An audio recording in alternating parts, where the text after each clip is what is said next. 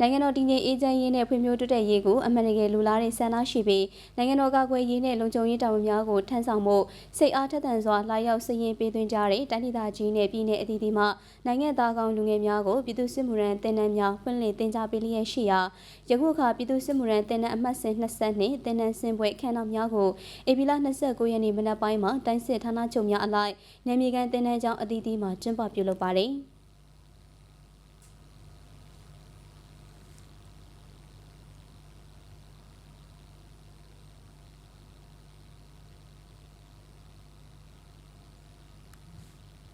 အဆိုပါတင်နန်းစင်ပွဲများကိုတင်နန်းစင်စီရေးပြအစီအစဉ်တိုင်းဆောင်ရွက်ကြပြီးတင်နန်းသားများကနိုင်ငံတော်အလံကိုကင်ပြီးဂရုသစ္စာခံယူပါတယ်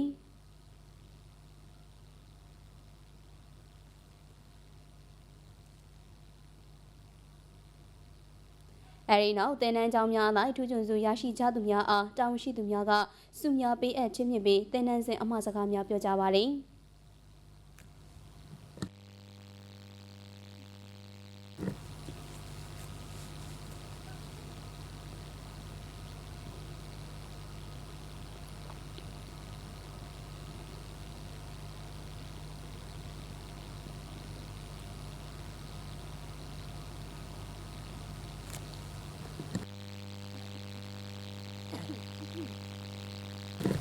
တင်နန်းစင်ပွဲအခမ်းအနားများအပြီးမှာတင်နန်းစင်ပွဲသို့တက်ရောက်ကြတဲ့တိုင်းဒေသကြီးနဲ့ပြည်내ဝန်ကြီးချုပ်များတိုင်းမှုများနဲ့တာဝန်ရှိသူများကတင်နန်းကျောင်းခမ်းမများမှာပြည်သူ့စစ်မှုထမ်းတင်နန်းအမှတ်စဉ်22မှတင်နန်းစင်နိုင်ငံသားကောင်းစစ်တီများအားတွဲဆုံအမှားစကားပြောကြားက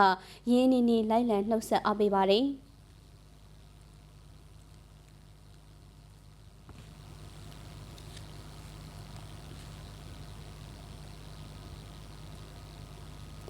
အဆိုပါပြည်သူ့စစ်မှုထမ်းတင်နန်းအမှတ်စဉ်22မှတင်နန်းသားများဟာကျန်းခါရေးဘာသာရက်စီရေးပြဘာသာရက်စစ်နီးဖြူဟာဘာသာရက်စားရဲဘာသာရက်များနဲ့အထွေထွေဘာသာရက်များအားအစဉ်စဉ်စနစ်တကျလေ့ကျင့်သင်ကြားခဲ့ကြောင်းသိရပါတယ်။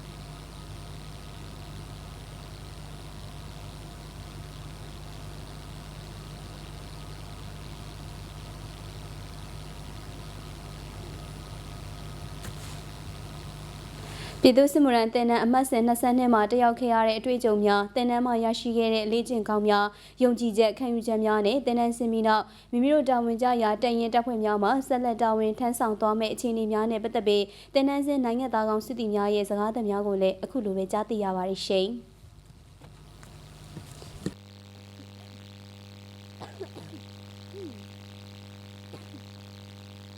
ပြည်သူ့စစ်မှုထမ်းအမှတ်စဉ်22မှာဆံများတသားစုရရှိခဲ့သူဖြစ်ပါတယ်ဒီတင်နန်းကာလမှာကျွန်တော်နီးပြဆရာများရဲ့တိုးတင်ဆုံးမမှုကိုတိတိကျကျလိုက်နာမှုကြောင့်ကျွန်တော်ဒီစုကိုရခဲ့ရသူဖြစ်ပါတယ်နိုင်ငံသားတိုင်းဟာနိုင်ငံတော်ကိုကာကွယ်စောင့်ရှောက်ရမယ့်တာဝန်ရှိပါတယ်တမတော်သားတယောက်ဖြစ်ပြီးဆိုတာနဲ့ကျွန်တော်တို့တမတော်ကချမှတ်ထားတဲ့စီးမြင်တွေစီကန်းတွေတိုက်တွန်းချက်တားမြစ်ချက်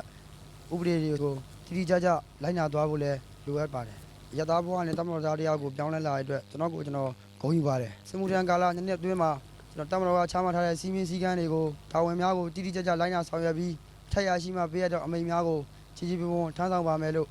ကတိပေးပါတယ်ကျွန်တော်ကတော့ရန်ကုန်နောက်ပိုင်းတက္ကသိုလ်ကနေ2019ခုနှစ်ကဥပဒေပညာဘွဲရရှိခဲ့တဲ့သူဖြစ်ပါတယ်ပြည်သူ့စစ်မှုထမ်းတင်နန်းအမှတ်စဉ်22မှာစေးပြအကောင်းဆုံးဆုကိုရရှိခဲ့တဲ့သူဖြစ်ပါတယ်ဒီဆုကိုရရှိဖို့အတွက်စာပေရောစည်းကမ်းစနစ်တကျရှိဖို့ရောအများကြီးကြိုးစားခဲ့ရပါတယ်အခြေခံဥပဒေမှာလည်းနိုင်ငံတော်ကိုကာကွယ်ဖို့နိုင်ငံသားတိုင်းမှာတာဝန်ရှိရဆိုတဲ့အတိုင်းကျွန်တော်ကလည်းခံယူချက်နဲ့ဝင်ရောက်လာခြင်းဖြစ်ပါတယ်ယောက်ျားတိုင်းဟာစစ်သားမဖြစ်ဘူးဆိုတဲ့အချက်ကလည်းကျွန်တော်တို့ကိုပုံပေါ်လွင်စေပါတယ်အားကြောင့်လည်းတမတော်သားတယောက်ဖြစ်ဖို့အတွက်ကျွန်တော်ဒီတင်နန်းကိုလာရောက်တက်ရောက်ရခြင်းဖြစ်ပါတယ်တမတော်သားတယောက်ဖြစ်သွားပြီဖြစ်တဲ့အတွက်တမတော်ကချမှတ်ထားတဲ့စည်းကမ်းတွေအမိန့်ညွှန်ကြားချက်တွေကိုတိတိကျကျလိုက်နာဖို့ လိုအပ်ပါတယ်